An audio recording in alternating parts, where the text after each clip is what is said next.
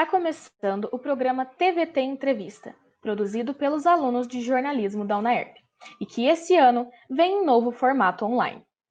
No programa de hoje, vamos entender como a lei enxerga o relacionamento abusivo. Segundo a ONU Mulheres, o Brasil está no 5º lugar no ranking de feminicídio. Dentro desses dados, 3 de cada 5 mulheres sofrem com esse tipo de relação.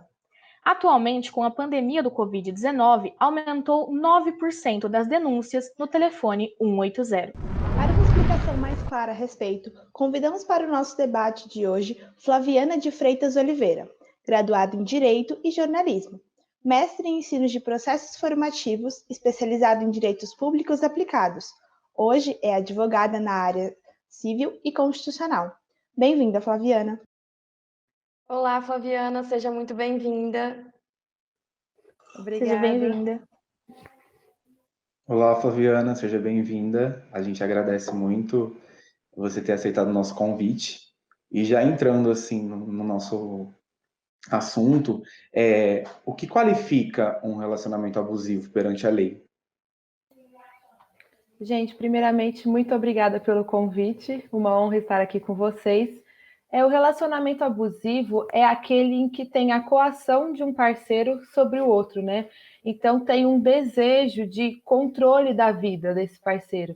Então, esse relacionamento abusivo ele pode ser qualificado dentro de um casamento, de uma união estável, até mesmo de um namoro. Já tem entendimento do STJ nesse sentido. E a gente tem a Lei Maria da Penha, que é a Lei 11.340, que trata dessa questão do relacionamento abusivo, da violência doméstica. A gente tem no Brasil a Lei Maria da Penha como uma das 3 melhores legislações sobre a violência contra a mulher no mundo. Isso foi considerado pela ONU. Então, quando a gente tem uma relação que não precisa necessariamente ser uma relação heterossexual, pode também ser uma relação LGBTI. Quando a gente tem uma relação que há essa predominância de coação de um parceiro sobre o outro, a gente pode caracterizar como um relacionamento abusivo. Pode ser por meio de violência psicológica, física, ameaças, de qualquer dessas formas. Quais são as esferas de um relacionamento abusivo? Bom, quando a gente pensa no relacionamento abusivo, a gente tem que falar nos vários tipos de violência que permeiam esses relacionamentos, né? A própria Lei Maria da Penha, ela traz no artigo 7º que essa violência pode ser psicológica, pode ser física, sexual, moral ou até mesmo patrimonial.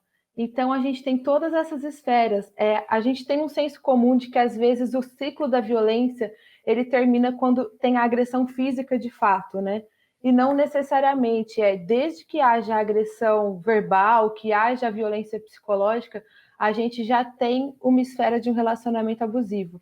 Então, a gente tem muitos relacionamentos que, falando do lado da mulher, por assim dizer, mas que o homem usa questões de humilhação, de manipulação, de isolamento ou de qualquer outra conduta para ofender a honra ou a autonomia dessa mulher. Isso já é considerado um relacionamento abusivo. Bom, quais são as principais dificuldades que uma pessoa que está dentro desse relacionamento pode enfrentar hoje e que a lei defende? Na verdade, quando a gente pega uma pessoa que está dentro de um relacionamento abusivo, acho que antes da gente falar do ponto de vista jurídico, a gente tem que falar do ponto de vista psicológico, né, que é a principal dificuldade.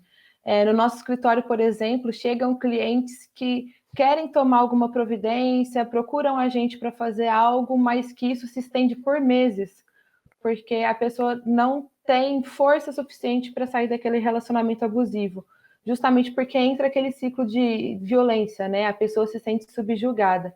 Então, eu acho que a gente, primeiramente, tem que pensar num fortalecimento psicológico, uma busca de ajuda psicológica, para depois conseguir entrar nos meios jurídicos. Porque o judiciário, por assim dizer, a gente pode dizer que, às vezes, ele é um pouco... Como que eu posso dizer? No sentido de falta um pouco de compaixão, né? O judiciário ele é esgotante para quem vive aquela situação. Então, você vai entrar com boletim de ocorrência, vai pedir medida protetiva, vai entrar com um processo. Geralmente, o agressor fica ainda mais nervoso por conta do processo. Então, a gente tem todo um caminho a percorrer, por isso precisa de uma equipe psicológica e jurídica para auxiliar nessa medida, né, do ponto de vista do judiciário. Bom, e quais são as medidas legais possíveis para quando essa relação ela completa o círculo de agressão? Primeiramente, só ressaltar a questão do círculo de agressão, né? Não precisa esperar chegar a uma agressão física de fato para tomar medidas legais cabíveis. O simples fato de existir ameaças ou de existir algum tipo de violência psicológica já autoriza essa pessoa, a vítima, a tomar medidas. Eu acho que a principal que a gente tem que falar é a questão da medida protetiva. Então, procurar uma pessoa de confiança, um advogado, uma advogada. Geralmente, mulheres se sentem bem com advogadas por conta da questão de gênero. Então, procurar um profissional que possa auxiliar para ir à delegacia da mulher, registrar o boletim de ocorrência e fazer a representação criminal para pedir a medida protetiva. Essa medida protetiva ela tem que sair em até 48 horas. E aí ela proíbe o agressor de se aproximar da vítima. Se ele tentar se aproximar, pode chamar a polícia imediatamente. Acho que é o principal, né? Então, quando a gente está falando de um relacionamento abusivo, que a mulher quer divórcio ou algo do tipo, se já tiver provas, né, dessas agressões, mesmo que sejam psicológicas, verbais, o que quer que seja, tem que entrar com essa medida protetiva. E uma outra questão que hoje em dia tem sido falada muito é a questão do próprio número que vocês citaram no começo, né, desse programa, que é o 180, que é uma ouvidoria do Ministério da Mulher e é importante para denúncias e tudo mais. Agora, com a pandemia, ainda nessa semana, coincidentemente que a gente está aqui no programa, nessa semana saiu uma nova lei, né, que na verdade traz medidas mais efetivas para a questão da violência doméstica dentro do cenário da pandemia. Então, por exemplo, a medida protetiva pode ser solicitada online ou por telefone. Os exames corpos de delito vão ter uma equipe móvel para fazer esses exames a domicílio e o agressor não precisa mais necessariamente ser intimado presencialmente, ele pode ser intimado por WhatsApp ou por qualquer meio online. Isso saiu anteontem, assim. Então, é uma medida para auxiliar justamente porque a gente teve um boom de casos, né, durante a pandemia, pelo fato das pessoas ficarem mais dentro de casa. Igual a gente tem um boom de separações, de divórcios, infelizmente, junto com isso, a gente tem um boom de violência doméstica também. E Flaviana, essa situação pode ocorrer em quais tipos de relacionamento? Então, qualquer tipo de relacionamento pode configurar a violência doméstica. Então, como eu disse no comecinho, né, até mesmo no namoro, a gente já tem decisão do STJ, que é o Superior Tribunal de Justiça, já tem doutrina dentro da área jurídica, que por ser uma relação amorosa, também pode configurar violência doméstica. E até mesmo após o fim desse namoro, se for em decorrência do namoro a violência. Então, namoro, união estável, casamento, todas as relações desse tipo, a gente pode sim configurar essa violência doméstica, esse relacionamento abusivo. E como eu disse, não precisa necessariamente ser com um casal heterossexual.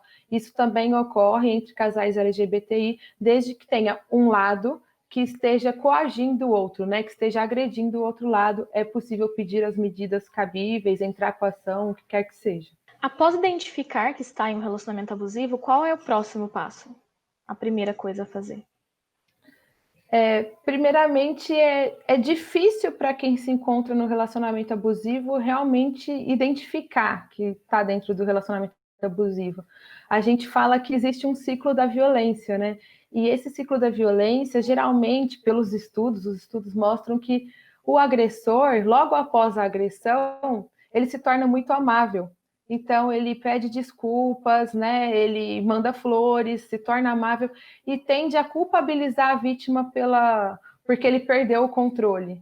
Então, eu acabei perdendo o controle, mas por que você fez isso? Então, primeiro de tudo, é o que eu falei, eu acho que acompanhamento psicológico é sempre muito importante nesses casos, até para que a mulher realmente reconheça que ela está num relacionamento abusivo. Porque às vezes as pessoas ao redor falam, você está num relacionamento abusivo, mas você mesmo que está dentro não consegue enxergar isso. A partir do momento que identifica que está em um relacionamento abusivo, é preciso ver o que você tem de provas, né? E tentar agir com a cabeça fria, tentar reunir, tirar fotos, se tiver prints de WhatsApp, começar a reunir essas provas, né? Tirar foto do documento do agressor para poder futuramente entrar com o processo, começar a reunir essas provas, procurar essa ajuda psicológica e jurídica também, porque assim, você chegar na delegacia da mulher, muitas vezes sem saber o que você precisa levar e tal, pode ser muito penoso. Então, às vezes, procurar uma ajuda jurídica para te acompanhar em todos os passos ajuda muito. E aí, depois, primeiro de tudo, é registrar o boletim de ocorrência e pedir a medida protetiva. Eu reforço muito a questão da medida protetiva, porque, por exemplo, estou em um relacionamento abusivo, vou pedir o divórcio. Se o relacionamento é abusivo, isso se torna praticamente impossível, porque a partir do momento que você pede o divórcio direto, geralmente o agressor fica muito irritado e você vai precisar pedir a medida protetiva, de qualquer forma.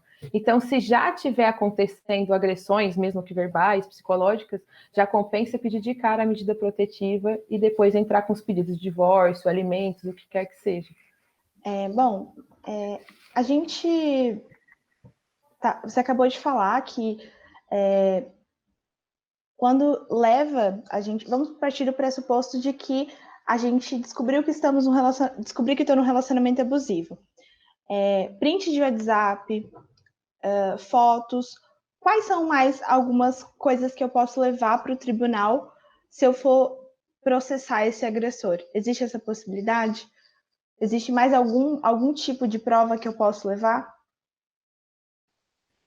Basicamente, eu costumo brincar que tudo que a gente faz é prova, né? Então, assim, eu sempre falo de print de WhatsApp porque hoje em dia é muito comum, né? A gente vê a questão de ameaças, de injúrias por WhatsApp. Então, por isso que eu uso esse exemplo. Mas outras coisas que podem configurar, não sei, bilhetes, cartas, provas testemunhais, então vizinhos, né, parentes que possam ter testemunhado alguma agressão, tá? Porque assim, o processo ele começa com as provas documentais, mas vai chegar na audiência de instrução e julgamento que essas testemunhas vão ser ouvidas. Então, muito importante que tenham essas testemunhas, tá? Que mais? O próprio boletim de ocorrência, ele serve como uma prova, tá? Ele é um documento. Então, tudo isso, se tiver sido uma agressão física, que faça o exame de corpo de delito, né, para demonstrar essa agressão física. Então, caso tenha alguma ligação, por exemplo, a pessoa esteja ligando e fazendo ameaças por telefone, compensa gravar essas ligações para mostrar essas ameaças.